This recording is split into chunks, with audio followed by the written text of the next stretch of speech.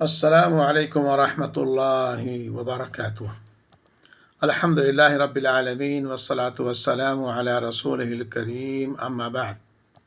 عن ابی ہریرہ رضی اللہ عنہ قال قال رسول اللہ صلی اللہ علیہ وسلم تعرض الاعمال یوم الاثنین والخمیس فاحب ان يعرض عملی وانا صائم، خرجہ الالبانی فی صحیح الترمذی بسند صحیح۔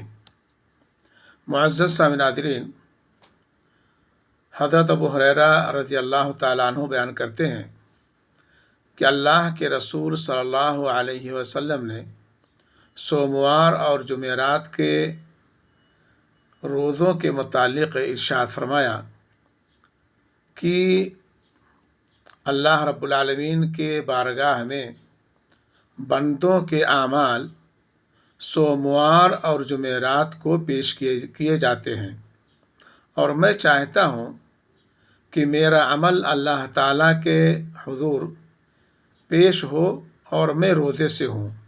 معزز سامعین ناظرین، معلوم ہوا کہ سوموار اور جمعرات کے دن کے روزے رکھنا یہ نبی کریم صلی اللہ علیہ وسلم کی سنت ہے، لہذا ہمیں اس کا اہتمام کرنا چاہیے۔